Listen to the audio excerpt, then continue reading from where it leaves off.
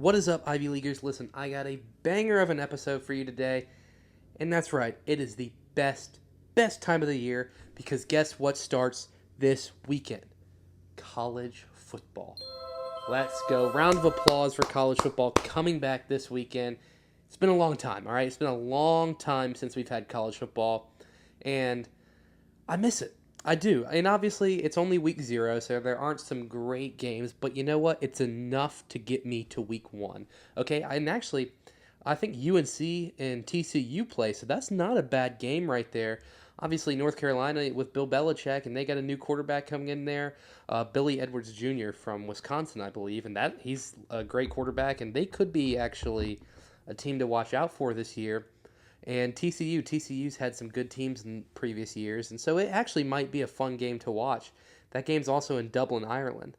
So, who knows what's going to happen. Anything can happen in Ireland, all right? That's how it goes. But anyway, I got a lot to talk about. We're talking all college football today since it's that time of the year.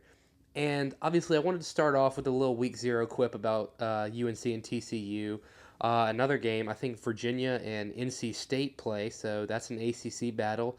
Two teams that have actually had solid seasons the past 2 years, and I think Virginia could be a team we want to watch out for this year. I think that with the way their schedule shapes out, they actually might. I don't think they can really compete with like Miami, but I think they could be like the number 3 team in the ACC this year. I like how their team's shaped out. I love their coach. I believe his name's Tony Brown, I want to say. I love their coach, and I love the way they attack on offense. I think last year they had a solid season. I think this year, again, I'd like to see Virginia kind of take that next step. But that is week 0, all right? There are some other good games, but that's week 0. Let's talk about some hot takes for this season. Okay, we got to talk about some headlines because honestly, the past week there have been some huge headlines going into it. The first one that we need to talk about is Keelan Russell of Alabama. Alabama finally named their starting quarterback for this upcoming season, and they named Keelan Russell, the highly praised and valued quarterback from the class of 2024, I believe. 2024, 2025. 2025 maybe. Anyway, he is going to be technically a sophomore, but he was a redshirt freshman last year, so he's going to be a redshirt freshman, I think. Eligibility is so weird nowadays. Nobody knows what anyone is. But technically, I think he's a redshirt freshman. Did not start last year. Ty Simpson started last year. And going into spring practice, it was a quarterback battle between Keelan Russell and Austin Mack. Austin Mack obviously followed Kalen DeBoer from Washington. Again, very highly recruited, not a bad player whatsoever. And the fan base was pretty split on who the fan base wanted Alabama to start. I personally believe that Keelan Russell was the right choice. Now, that is not to say that Austin Mack isn't a good quarterback, and Austin Mack is going to be there in case Keelan Russell doesn't pan out, because that happens sometimes. Sometimes you pick the guy, you announce the guy, and he just happens to not be that guy. I don't think that's going to happen in this situation, because I personally believe that Keelan Russell gives Alabama the biggest upside, and I think he's the type of guy that can lead them to a national championship. Not that Austin Mack couldn't. I just see Keelan Russell has a much higher upside compared to that of Austin Mack. And I think arguably he could be the best quarterback in the SEC this year. I think Keelan Russell has that potential. Will he unlock it this year? Maybe not. It might be the Arch Manning effect. I could see it being the Arch Manning effect where he starts the season off a little rocky. It's not what everyone wanted. And then by the end of the season, he's showing kind of what everyone expected to see. And then going into the next season, he's at that high level. Because that's kind of what Arch Manning did last year.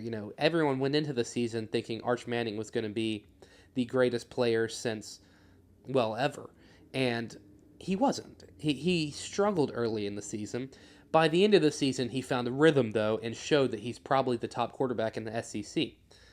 And We saw that last year with Arch Manning. I think that could be something we see with Keelan Russell. Now, obviously, as an Alabama fan, I don't want that to happen. I want Keelan Russell to show Heisman caliber talent right away.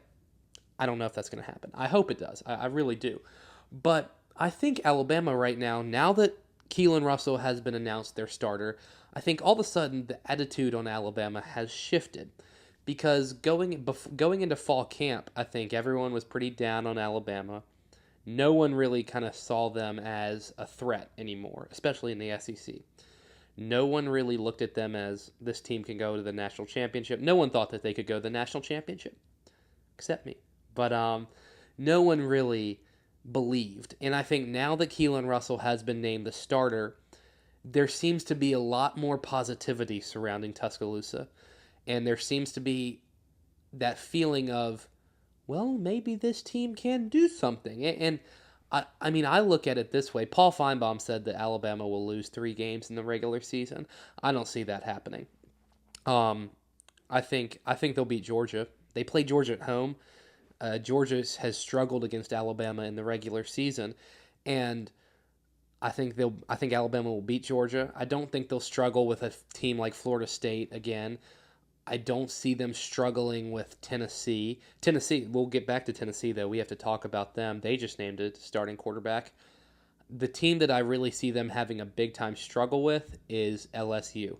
And because Alabama travels to Death Valley, and I will actually be at that game.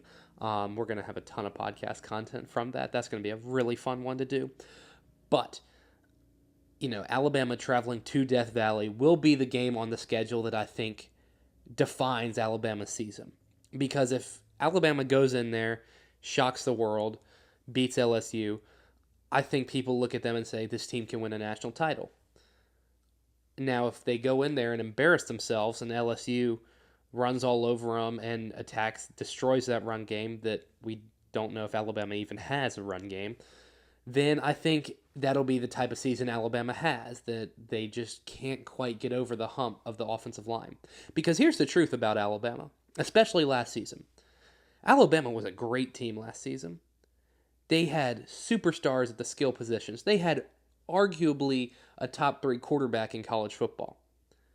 But the offensive line was so bad that I think my high school football team could have sacked Ty Simpson 3 or 4 times a game.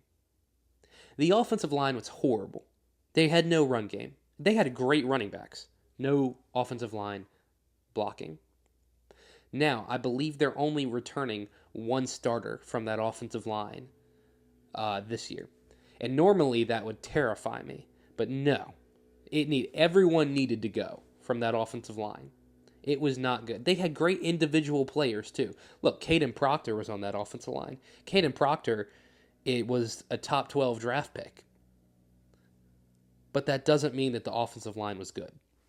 It wasn't. So the key to Alabama even being able to compete this year is, what does the offensive line do? Does it do what it did last year? Because if it does, then they might lose 3 games in the regular season. But if they switch the dynamic, if this offensive line shows up, then I could see this team going to the national championship. Because let's look at it this way. They have quarterback situation. They have 2 quarterbacks that can really play. The starter, Keelan Russell, in my opinion, could be the best quarterback in the SEC. They have 2 great running backs right off the bat, Daniel Hill and A.K. Deere. Either one of those guys could be an 1,000-yard rusher.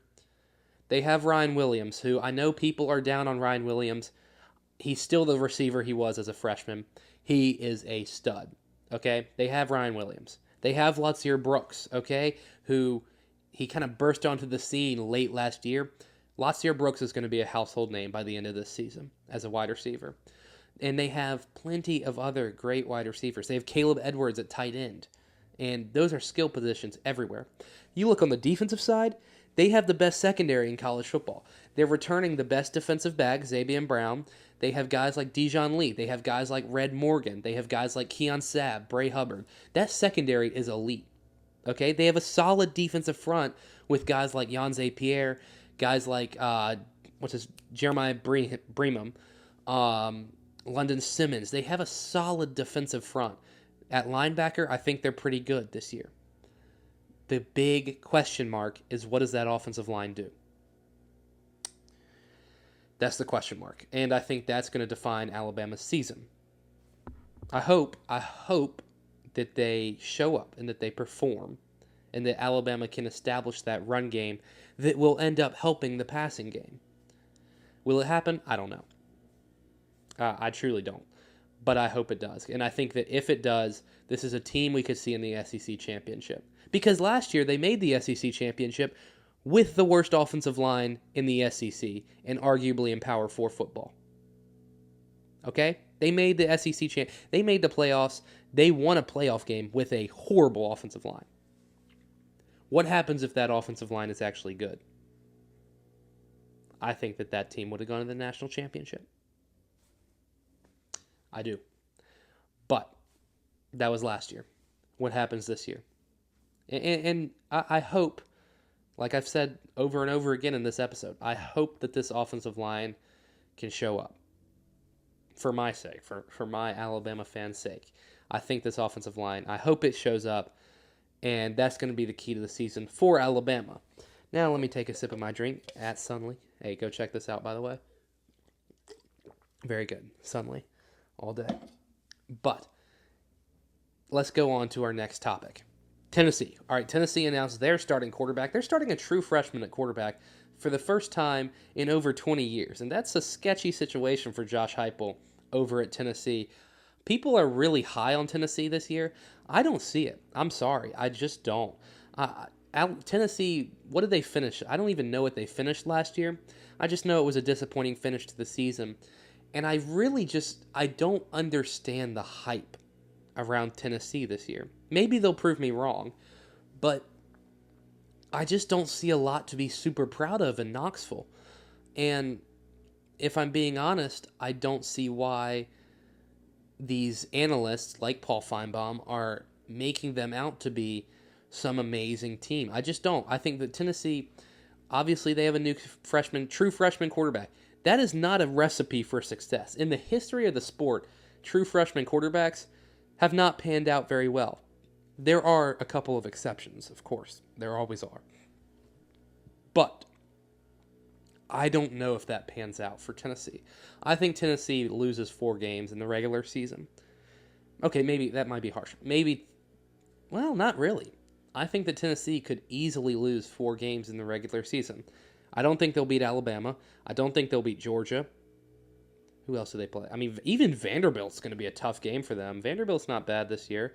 I mean, I don't know if Tennessee is going to be as good this year. That's just plain and simple how I put it. I don't know if they play Oklahoma, but I don't know if they would beat Oklahoma. Yeah, I don't see Tennessee living up to this standard that everyone else has them at. All right, that's Tennessee. Now let's go on to a Big Ten. Let's go on to Michigan. Actually, I do want to talk about Michigan State. I want to move on to the Big Ten for a minute before we talk about Notre Dame. Michigan State has an interesting opportunity here because I read an article the other day talking about their schedule. They have a very, very easy schedule. Okay, they have the type of schedule that, and I don't even know if Michigan State's ranked going into this year. They could be one of those teams that you watch out for, maybe making that last spot in the playoffs, because they have a very easy schedule up until when they play Michigan, and I believe they play Michigan in week 9.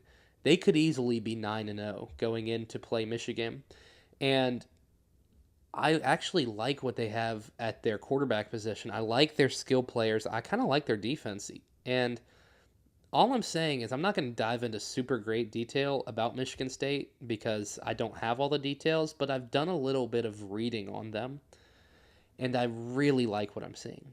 So just keep an eye on the Michigan State Spartans, okay? Because it's just, for some reason, that schedule and that opportunity to go to Michigan 9-0 could be scary for Michigan. And also, I've talked about Michigan. I don't think they're the same team they've been the past couple of years either. So they could be looking at a 10-0 start. They could be pulling one of those Indiana-style seasons from 2 years ago. I'm not last year. Indiana was obviously the best team in college football, but 2 years ago, Indiana made the playoffs, and they started off like 10-0, something like that. I think it could be one of those things for Michigan State this year. I hope. I think it could be really cool to see because that's a pretty storied program. But the past few years, it's been pretty rough for them. So that's Michigan State. I want to talk about Notre Dame for a minute, and then I'm going to go on to one more thing, and then we'll be done for the day. Notre Dame, I think, could asterisk, could be a top 3 team in college football this year. I love their quarterback, CJ Carr. I think he probably will win the Heisman. He's my preseason Heisman. He's one of my preseason Heisman favorites. But watch out for Notre Dame. They have a great defense. They've got a lot of different returning guys. And Marcus Freeman just knows how to coach. He is maybe my favorite football coach in college football right now.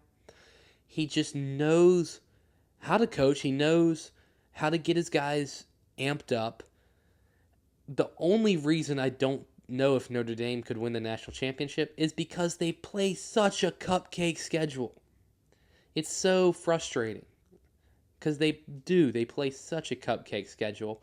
And if they lose one game, well, I don't know if they could make the playoffs. It's the truth. So they have to be perfect in the regular season and then perfect in the postseason. And that's a tough task to do. So I really like what Notre Dame's cooking over there. I just don't know if they're national championship contender. But I think that CJ Carr could win the Heisman. So that's what I'm going to say about Notre Dame. Yeah, they could definitely be good. I think I could see them in the semifinals. But it takes a lot to be perfect throughout this season, and I don't know if they can. I want them to. I actually think it could be cool to see a Notre Dame team go up against, throw them up there against LSU. That could be fun to watch. But it would only happen in the playoffs, and it would require Notre Dame to do a lot to get there. Like, that's one of the things you have to look at with Notre Dame. LSU has an easier path to the playoffs due to the competition of their schedule. Now, when I say that, you have to say, look at this. Notre Dame plays an easier schedule, but if they somehow lose one of those games, they could be out of the playoffs. Whereas LSU plays a much tougher schedule, but they could lose 2 of those games and still easily make the playoffs. I mean, and that's good. That is how strength of schedule is supposed to be. And Notre Dame fans will flip out about that, I'm sure. But that is how strength of schedule is supposed to be. I'm sorry. It is. Yeah, that's kind of all I got for Notre Dame. We'll move on to the NCAA because the NCAA it has a problem right now. The NCAA has made some of the worst rule decisions, and it's not all the NCAA's fault, but a lot of it is. The fact that players are coming back from the NFL and playing in college football is pathetic. I mean, and I don't even know all the, fine lines within the ruling. But LSU just signed a kid that's played for the Cleveland Browns the past year or so, maybe 2 years. I mean, that's bad. That is horrible. That is, there needs to be immediate action against that. And if I'm the SEC commissioner, Greg Sankey, I don't know what he's doing. Because he should issue something right now that says that is not allowed in my conference. That's what the Big Ten's doing. The Big Ten is right now working on a ruling to stop that, as is the Big 12, sorry, and the ACC. The SEC right now is the only conference that hasn't, or that is not currently working on something to stop these guys from coming back to the NFL or to college from the NFL. What is Greg Sankey doing? I'm sorry. Greg Sankey frustrates me. He does. I don't know how you get him to not be the commissioner of the SEC anymore. If there's a hot seat for commissioners, he's on it. he's not done a good job the past year or so. He's allowed some really, really poor decisions to dictate the conference. And I don't know how you get a conference commissioner out of there, but they might need to get Greg Sankey off that commissioner seat. I'll step up. I volunteer as tribute. What's the thing from the Hunger Games? I volunteer. I'm kidding. But Greg Sankey is disappointing me. The NCAA is disappointing me. It is hurting the sport. And, college football will always be my first love.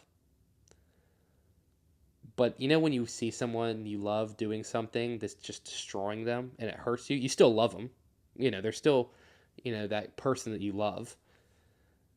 But it's destroying them and there's nothing you can do to stop it. That's what this is. The NCAA is, college football really is hurting itself right now. And it's hard to watch as a fan. I still love college football with all my heart and all my soul. But it's just really hard to watch. Because the sport we love, the sport we fell in love with, is slowly disappearing. It started with NIL.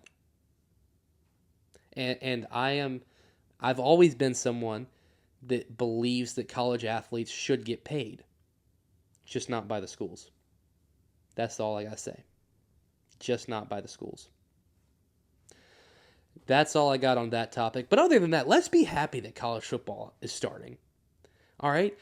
I saw a thing the other day, most, what was it? Oh my gosh, I'm blanking on it. Oh yeah. Most sports measure their, attendance based on how many people actually show up, But college football measures it on how loud the stadium is. I mean, I'm so happy college football is back.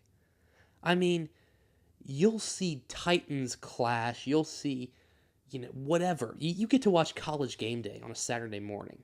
I mean, that's just, it makes my heart happy. Everything is good is coming back. The weather's starting to get less hot. It's starting to be where you can wear a pullover. You can wear long sleeves. Because I live in the South. It's always hot until about October. We're getting close. We're going to get there someday. But the good time of year is back, and I get to talk sports with my favorite people out here, the Ivy Leaguers. That's all I got for you today, Ivy Leaguers. We're going to, of course, it's football season. We're going to go heavy content. There might be 2 videos posted a week.